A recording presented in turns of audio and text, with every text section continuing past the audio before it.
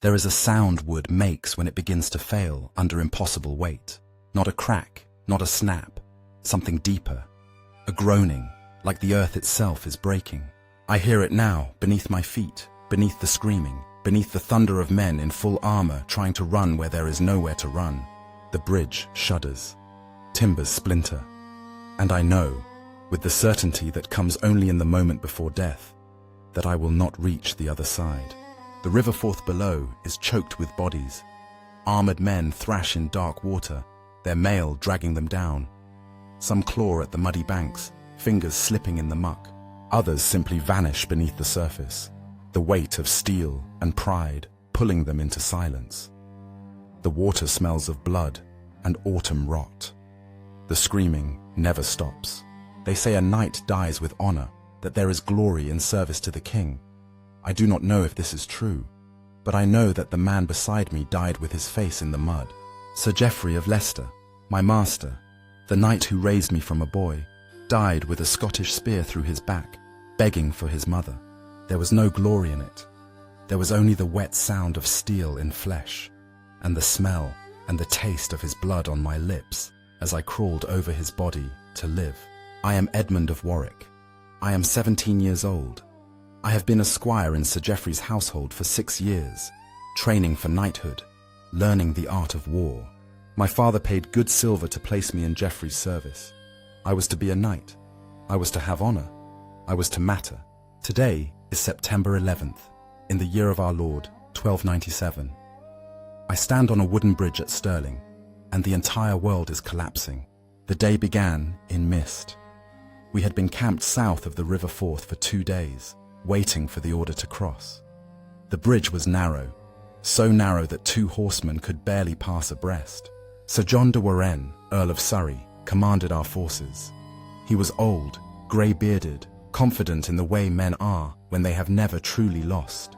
Beside him was Hugh de Cressingham, the king's treasurer, a fat man in ill-fitting armor who everyone hated.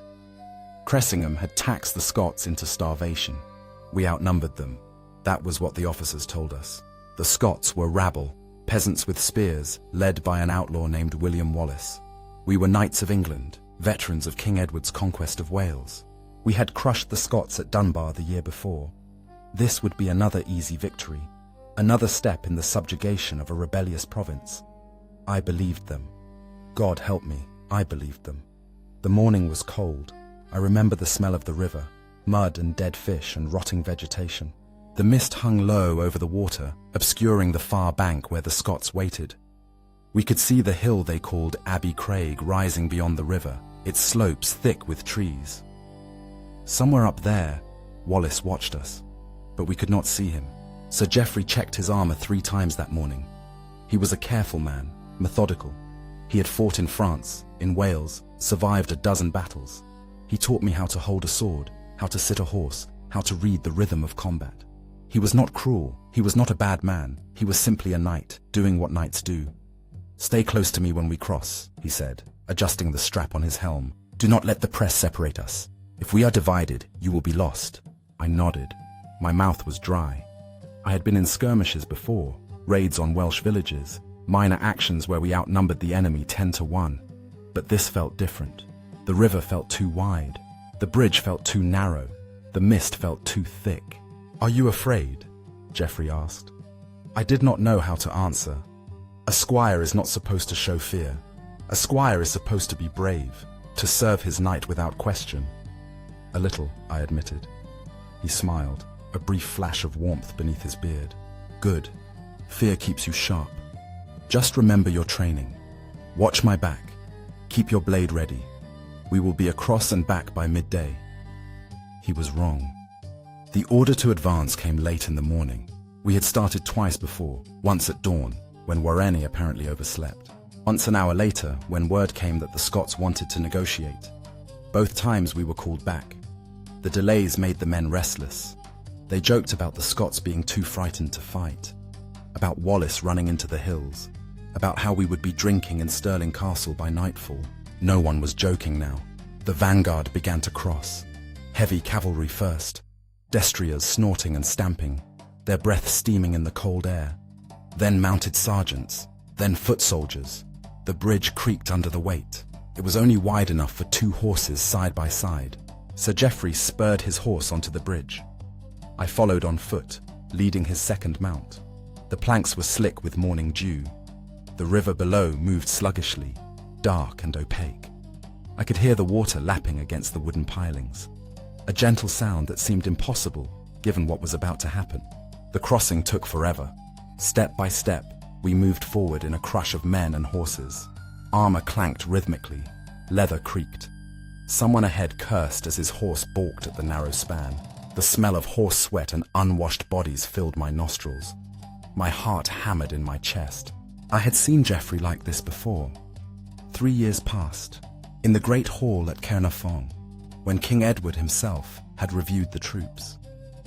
Geoffrey had stood at attention for hours, his back rigid, his face a mask of discipline. Afterward, in our tent, he had collapsed onto his bedroll and laughed, a release of tension so profound that tears ran down his face. The waiting, he had said, is always worse than the fighting. But that had been Wales. That had been victory. That had been before Stirling. We reached the far side of the bridge. The ground beyond was marshy, soft beneath our feet. The river looped around to the north and east, forming a peninsula of boggy earth. There was little room to deploy. Men crowded together, horses jostling for space. The vanguard spread out as best they could, but the terrain made formation difficult. I looked up at Abbey Craig. The trees seemed thicker now, darker. I thought I saw movement on the slopes, shapes shifting among the leaves, but it might have been the wind. It might have been nothing. "Form up!" an officer shouted. "Prepare to advance!" Sir Geoffrey drew his sword. The blade caught the light, gleaming. He looked down at me from his saddle. "Remember," he said, "stay close." Then the world exploded. A roar erupted from the hillside. Not a battle cry, a sound like the earth itself screaming. I saw them then, pouring down the slope like a flood. Hundreds of men, thousands perhaps, packed tight in formation. Their spears were impossibly long, 12 feet or more, the points glinting like a forest of steel. They moved in a mass, a living wall of death, descending on us with terrifying speed. Schiltrons. I learned the word later. Dense formations of spearmen, packed so tightly that nothing could break through.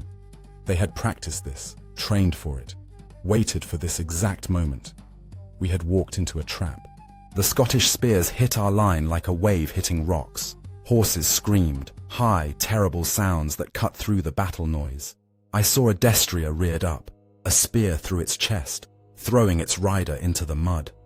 Another horse tried to turn, panicked, collided with the riders behind.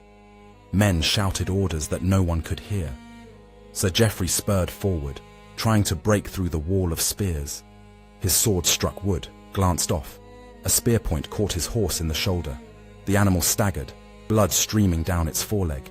Geoffrey held his seat, years of training keeping him upright, and swung his blade in a wide arc. It bit into a Scottish spearman's shoulder. The man fell. Another stepped forward immediately to take his place. There were too many of them.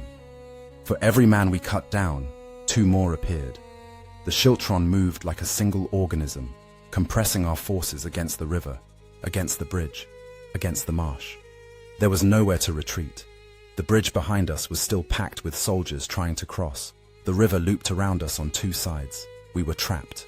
I drew my sword, a short blade, barely 2 feet long, nothing like Geoffrey's knightly weapon. A squire's sword, a boy's sword. It felt like a toy in my hand. A spear thrust toward me. I dodged sideways, nearly slipped in the mud. The point missed my chest by inches. I swung wildly, felt my blade connect with something, wood or flesh, I could not tell. The noise was overwhelming. Screaming, shouting, the clash of steel on steel, the wet thud of blades finding meat. Geoffrey's horse went down. The animal collapsed sideways, legs buckling, and Geoffrey threw himself clear just before the full weight hit the ground. He landed hard, rolled, came up with his sword still in hand. Mud streaked his face. His eyes found mine across the chaos. "Edmund!" he shouted. "To me!" I tried to reach him. I pushed through the press of bodies. ducking beneath a swinging axe, stumbling over something soft that might have been a man. The mud sucked at my feet. My lungs burned. The smell of blood was everywhere, copper and salt and the stench of opened bowels. I was 10 feet from Geoffrey when the spear took him. It came from his left, driven by a man in a tattered plaid. The point punched through the mail at Geoffrey's side, just below the ribs, and burst out his back in a spray of red. Geoffrey's mouth opened. No sound came out. His sword fell from his hand. He dropped to his knees. The Scottish spearman tried to pull his weapon free. It was stuck, caught in the mail links. He planted his foot on Geoffrey's chest and yanked. I screamed. I do not remember the words. I only remember the sound of my own voice, raw and desperate, as I threw myself forward. My blade caught the Scotsman across the throat. It was a clumsy blow, graceless, but it opened his neck. Blood sprayed hot across my face. He staggered backward, hands clutching at the wound, and fell. I dropped beside Geoffrey. His eyes were open, staring at nothing. Blood bubbled at his lips. He tried to speak. "Mother," he whispered. Just that. Nothing more. Then he was gone. I knelt there in the mud, holding his hand, while the battle raged around me. A strange calm descended. I could see everything with perfect clarity. The individual links of his mail, the pattern of blood on the ground, the way his fingers slowly uncurled from mine. Time seemed to stop. Then someone crashed into me from behind, and time started again. I do not know how long I lay there. Seconds, perhaps. Long enough to feel the weight of the man who had fallen on me. Long enough to smell the wine on his breath and realize he was already dead. A spear had taken him through the eye. His blood soaked into my tunic. I shoved the corpse aside and scrambled to my feet. The world spun. My ears rang with a high, constant whine beneath the noise of battle. I still held my sword, though I did not remember gripping it. The Scottish schiltrons had reached the bridgehead. I could see them now, through the chaos, a solid wall of men and spears, moving methodically forward, compressing the English forces into an ever-shrinking space. Men were trying to retreat back across the bridge, but the press of soldiers still crossing from the south side created a deadly bottleneck. Bodies piled up at the bridge entrance. Some men tried to force their way through. Others simply stood, paralyzed by fear or exhaustion, waiting for the spears to find them. I saw Hugh de Cressingham, the king's treasurer, surrounded by Scottish spearmen. He was on foot, his horse long since killed. His armor was too small for his bulk, gaps showing at the joints. He swung his sword in wide, panicked arcs, hitting nothing. A spear caught him in the belly. He doubled over. Another spear took him in the back. He fell face first into the mud. The Scots did not stop. They stabbed his body again and again, long after he was dead. Later, I heard they flayed his corpse. I do not know if this is true, but I believe it. I had to move. Standing still meant death. But where could I go? The bridge was impassable. The river was too wide to swim in armor. The marsh offered no cover. The Scottish spears were everywhere. A knight I did not know, his surcoat torn, his helm missing, grabbed my shoulder. "Boy, can you swim?" I shook my head. I could swim, but not in this river, not with the current and the cold and the bodies. "Then we die here," he said. He said it calmly, as if commenting on the weather. Then he turned and charged at the nearest schiltron, screaming a war cry that cut off abruptly when 3 spears took him at once. I ran, not toward the enemy, not toward the bridge. I ran along the riverbank, parallel to the water, stumbling through the marsh grass. I had no plan, no destination, only the animal instinct to survive. Behind me, the bridge groaned. I had heard bridges creak before. Every wooden structure makes noise, but this was different. This was the sound of fundamental failure, of a thing built to carry hundreds being asked to carry thousands. The timbers were old, the construction hasty, and now, with armored men packed onto it in desperate retreat, crushing forward in their panic, the bridge was dying. I looked back. The span was black with soldiers. They pressed forward from both sides, men trying to cross south to north, men trying to flee north to south. In the middle, the bridge bulged downward. I could see the curve of it, the unnatural sag. Planks splintered, support beams cracked. Then, with a sound like the world breaking, the center section collapsed. Men screamed as the structure fell away beneath them. Dozens, perhaps hundreds, plunged into the river. The weight of their armor dragged them down immediately. Some surfaced, flailing, gasping. Most did not. The river swallowed them whole. Those still on the intact sections of the bridge tried to retreat. But there was nowhere to go. The southern section was cut off from the northern section by a gap of dark water filled with drowning men.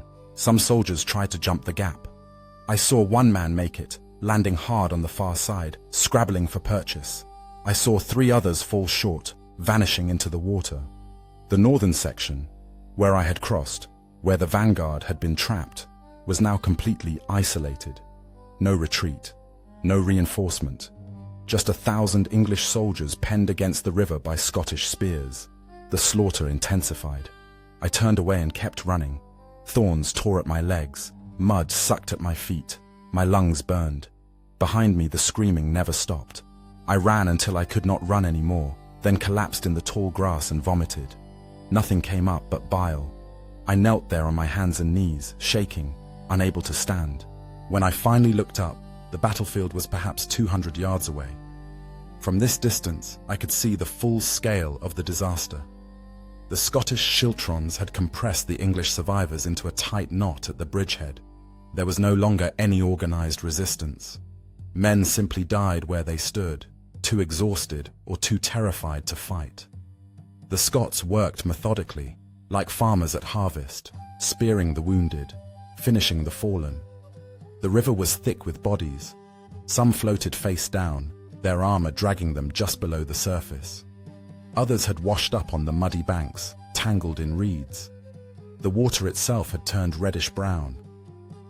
I thought of my father. He was a minor landowner in Warwickshire, a man who had never seen battle, who knew warfare only from songs and stories. He had been so proud when Geoffrey accepted me as a squire. "You will be a knight," he had said, gripping my shoulders. "You will bring honor to our name."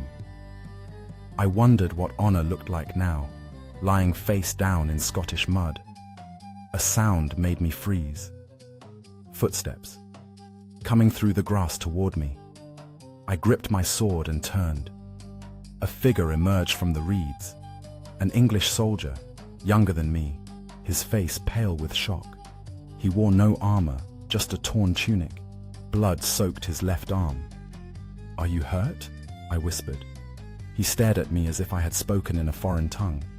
Then slowly, he shook his head. "Can you walk?" Another slow head shake. Then, I cannot stop seeing it. The bridge, the men falling. "I know," I said, "but we have to move. The Scots will search the marsh, if they find us." "Let them," he said. His voice was flat, empty. "What does it matter?" Before I could answer, a shout rose from the battlefield. Scottish voices, calling to each other. They were beginning to sweep the area, checking the dead, finishing the wounded. I grabbed the soldier's good arm and pulled. "Move, now!" He stumbled after me, passive, letting me lead him like a child. We moved through the tall grass, crouched low, trying to stay silent. My heart hammered so hard, I thought it would burst from my chest. We had gone perhaps 50 yards when we found the others. 3 English soldiers, huddled in a depression in the marsh. One was a sergeant, older, with grey in his beard. The other 2 were foot soldiers, spearmen. They looked up as we approached, hands on their weapons, then relaxed slightly when they saw our English faces. "How many made it off the bridge?" the sergeant whispered. "I do not know," I said. "Dozens, maybe. Most drowned." He nodded slowly, as if confirming something he already knew. "Warenne?" I saw him on the south bank, before the bridge fell. "I think he retreated.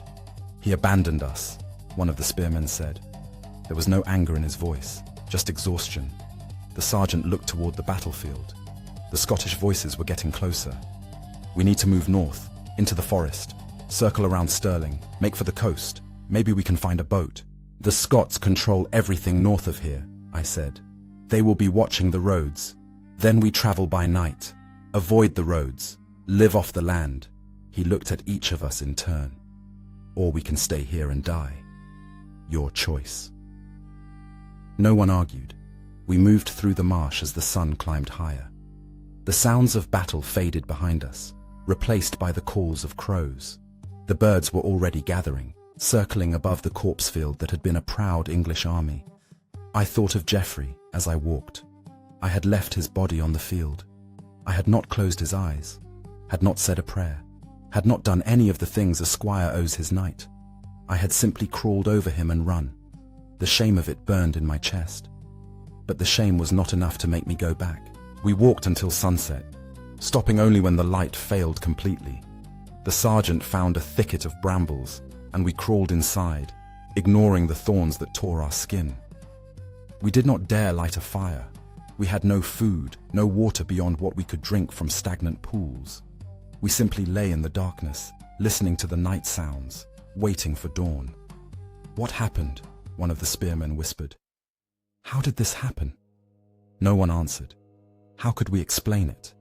We had outnumbered them.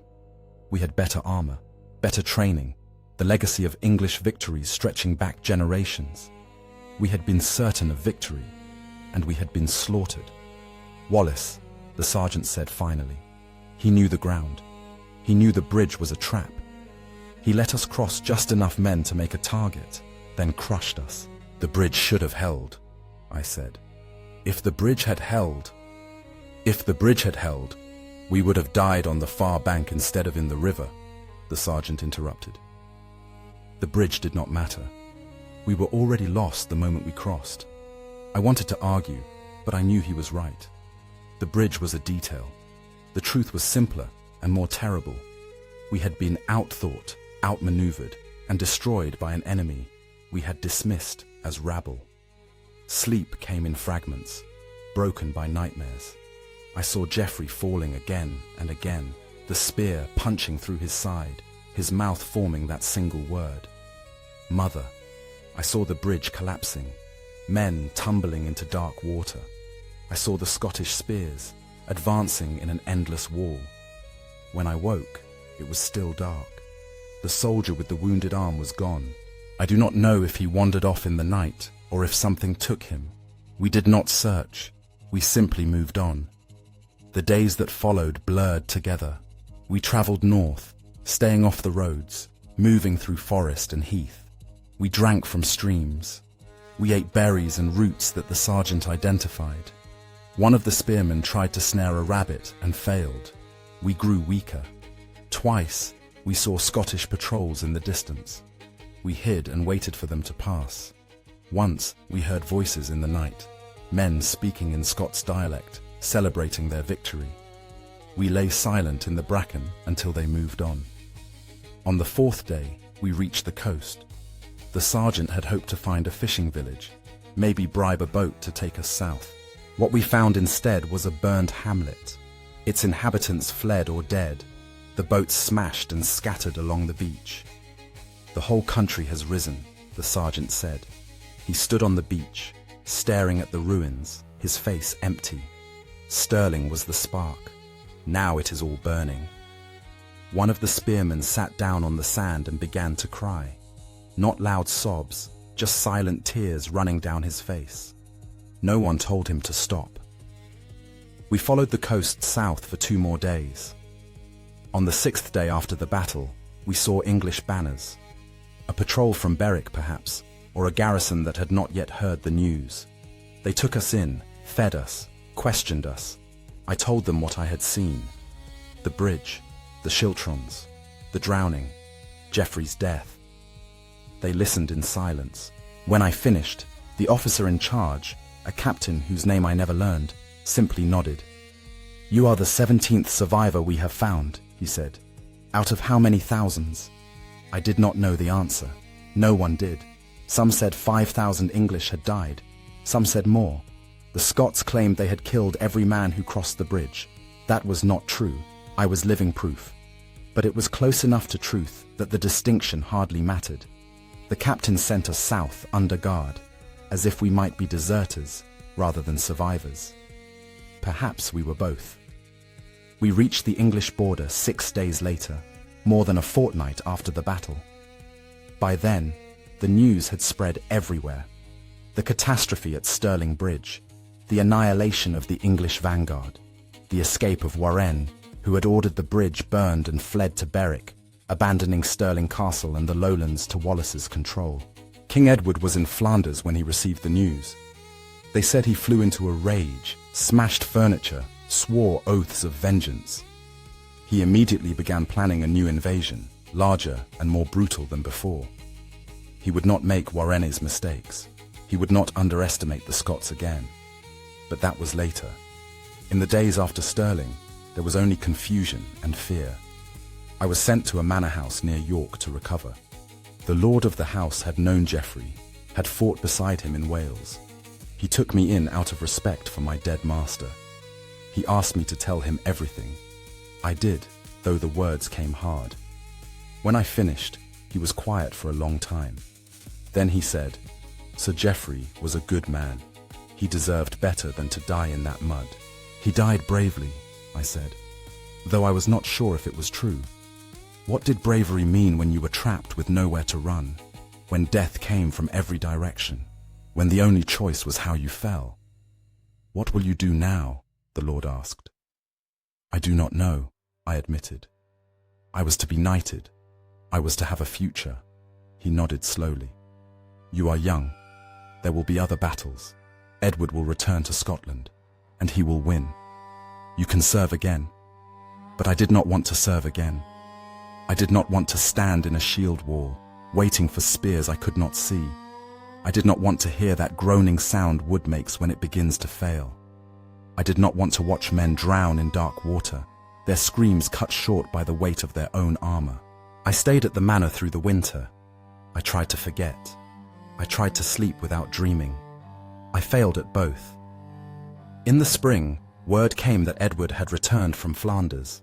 He was raising a new army, larger than any he had fielded before. He would march on Scotland in the summer. He would find Wallace. He would have his revenge. The lord of the manor asked if I wanted to join the muster. I said no. He did not press me. Perhaps he saw something in my eyes that told him I was already broken. Or perhaps he simply understood that some men survive battles but do not survive them whole. I left his service in April and returned to Warwickshire. My father was overjoyed to see me alive. He had heard only rumors of the disaster, had not known if I survived. When I told him I would not be returning to service, that I would not seek knighthood, his joy turned to confusion and then to disappointment. "You ran," he said finally. It was not a question. "I survived," I replied. He did not speak to me for 3 days after that. When he finally did, it was to tell me I could stay and work the land, but I would never be the son he had hoped for. I accepted this. What else could I do? The months passed. Edward's new army marched north. In July of 1298, they met Wallace's forces at Falkirk. This time, Edward did not cross a narrow bridge. He used massed formations of longbowmen, firing from distance, cutting the Scottish schiltrons apart before the heavy cavalry charged. Wallace's army was destroyed. He fled into the wilderness, a hunted fugitive. The news of Falkirk was celebrated throughout England. The shame of Stirling had been avenged. English military supremacy had been restored. Men who had been at Falkirk became heroes. I felt nothing. I worked my father's fields. I married a local girl whose name I will not record here. She deserves better than to be remembered only as the wife of a broken man. We had 2 children. I was not a good father. I was not a good husband. I was present, but I was not there. Part of me had stayed on that bridge, trapped in the moment before the timbers gave way. Years later, in 1305, I heard that Wallace had been captured. Edward had him dragged to London in chains, put on trial for treason, and executed with the full ritual brutality reserved for traitors. He was hanged, drawn, and quartered. His head was placed on a spike on London Bridge. His limbs, were sent to the four corners of Scotland as a warning. I did not celebrate. I did not mourn. I simply remembered the sound of Scottish spears cutting through English armour, the sight of Wallace's schiltrons descending from Abbey Craig like the wrath of God. Edward died in 1307, still fighting the Scots, still trying to make them submit. His son, Edward II, continued the war. It dragged on for years, decades. Bannockburn, more defeats, more victories, more bodies in the mud. But I was done with it. I am an old man now. My children are grown. My wife is buried in the churchyard. My father has been dead for 20 years. The wars in Scotland continue, though the names have changed. The kings have changed. The reasons, if there ever were reasons, have been forgotten. But I still hear the bridge. Late at night, when sleep will not come, I hear the groaning of the timbers. I hear the screaming. I smell the river, mud and blood and autumn rot. I see Geoffrey's face, his mouth forming that single word, mother. They say the Scots sang songs about Stirling Bridge for years after. They say it was the moment when Scotland became Scotland, when common men with spears proved they could stand against the armoured might of England. They say William Wallace became a symbol, a legend, a hero for all time.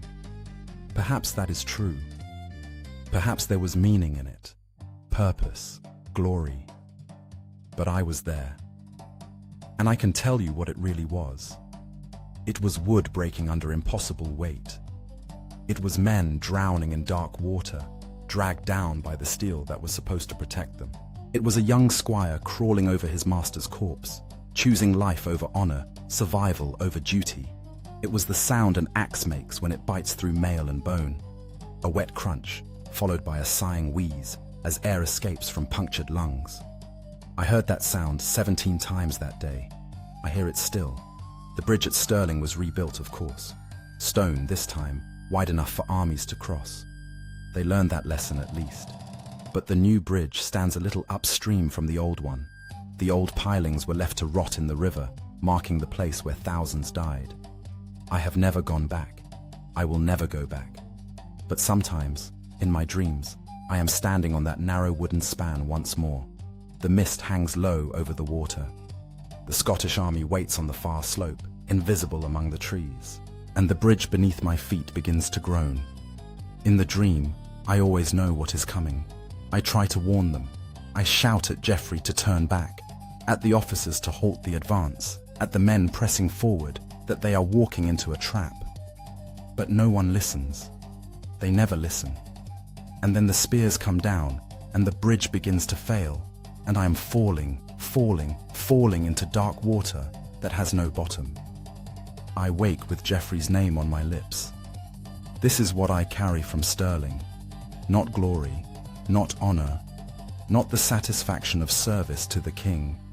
Just this, the knowledge that everything I believed about war, about chivalry, about the natural order of the world, was a lie. English knights were not invincible. Armor was not protection. Training was not enough. And when the bridge collapsed, when the carefully constructed illusions of supremacy and honor and inevitable victory collapsed with it, what remained was only meat and mud, and the screaming of men who discovered too late that they were mortal after all. Andrew Murray, who commanded the Scots alongside Wallace, was wounded in the battle. He died weeks later, his victory costing him his life. Wallace himself was Guardian of Scotland for barely a year before Falkirk destroyed his army. He spent 7 years as a fugitive before Edward's men caught him. His death was brutal, public, designed to break the spirit of Scottish resistance. It did not work.